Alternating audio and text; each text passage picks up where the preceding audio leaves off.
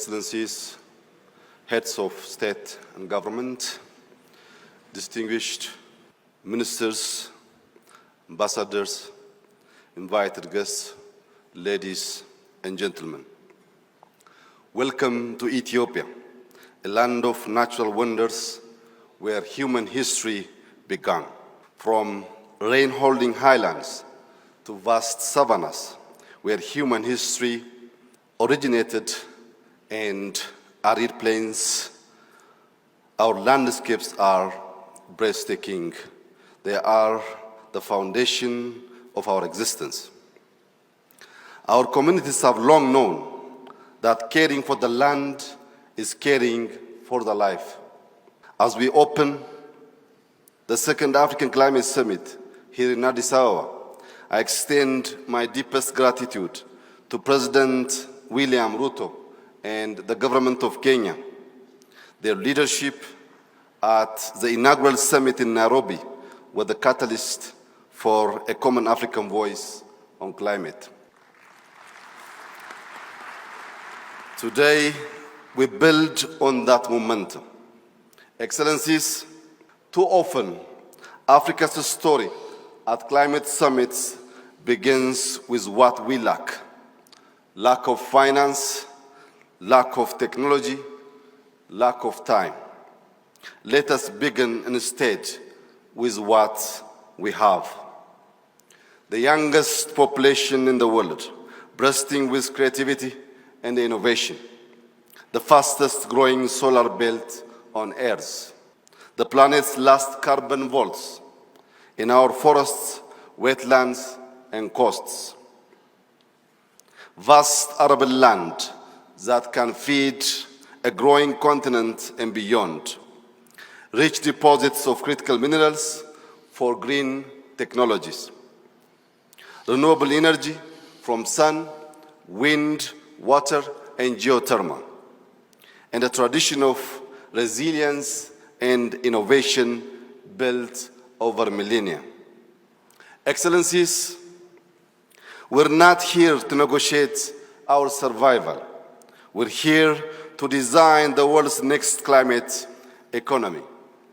If we make the right choices now, Africa can be the first continent to industrialize without destroying its ecosystems. An economy we will build, power, and lead. In Ethiopia, we have seen what is possible when determination is driven by clear purpose. This takes shape through deliberate, data-driven actions that respond to our challenges and opportunities. Guided by purpose, we are implementing initiatives that shows the power of vision and community efforts. In 2019, we launched the Green Legacy Initiative. 7 years on, we have planted over 48 billion seedlings.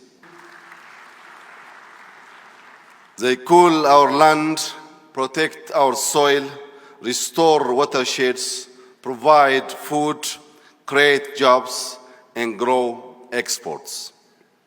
Through a nutrition program called Yelema Turufat, or Bounty of the Basket, and our Climate Resilient Wheat Initiative, we are reshaping food systems, reducing imports, and growing rural incomes with climate-smart irrigation and sustainable practices. These are African solutions to global food and climate challenges.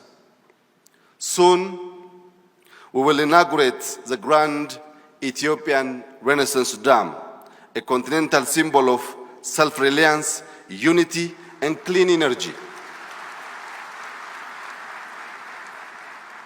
It will provide over 5,000 megawatts of renewable power, lightening the way to fair energy for Ethiopia and East Africa. We are advancing our national clean cooking roadmap. It will free millions of households from smoke-filled kitchens and ease the daily burdens, especially for women. In our cities, the Green, Inclusive, and a Smart City initiative is building a space that breathes with walkways, bicycle lanes, electric mobility, green and safe public spaces. And we are phasing out fossil fuel transport, reducing emissions while creating more healthy cities. Excellencies, our journey offers an example that the potential across Africa when we unite vision and effort. Today, as we prepare for COP30, Africa must stand not as a bloc of negotiators, but as a continent of solutions, fulfilling the vision of Agenda 2063 for a prosperous, resilient, and innovative future. We must make Africa the place where the world sees climate goals achieved, where reforestation is not a pilot project, but a culture, where climate-smart agriculture feeds millions, and where green corridors connect cities and rural areas in a shared economy of life. To achieve this, our partnership must evolve. We ask our global partners not to fund us because we are impacted, but to invest with us because we are visionary.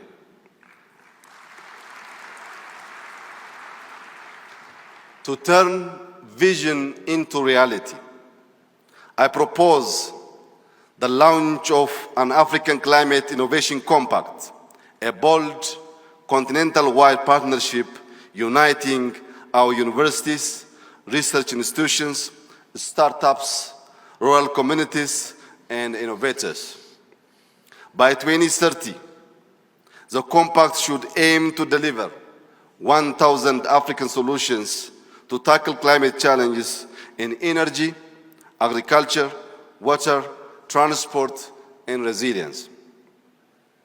Africa will not only meet its needs, but boost exports, powering growth beyond our borders and advancing Pan-African prosperity. This compact will be funded and owned by Africans in partnership with the world, but never beholden to it. We will also claim climate data sovereignty, mapping our own forests, measuring our own carbon, and pricing our own ecosystems. Climate data is not just science, it is the new currency of power.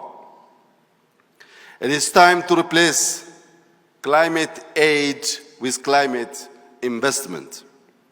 The returns will be measured in avoided emissions, millions of jobs, enhanced food security, stabilized regions, and a more resilient global climate. Africa did not cause this crisis, yet Africa can lead in solving it. We have the solutions to restore degraded land, to capture carbon, to produce green and clean power. We know what needs to be done. Now is the time to scale what works. Now is the time to accelerate our collective action. This is not charity. It is the most strategic investment humanity can make.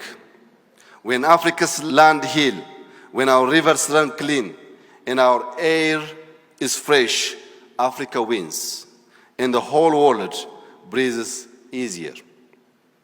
We are the first African generation with the means to heal what was broken, and the last with the time to do it. That's why Ethiopia is proud to present its candidacy to host COP32 in 2027.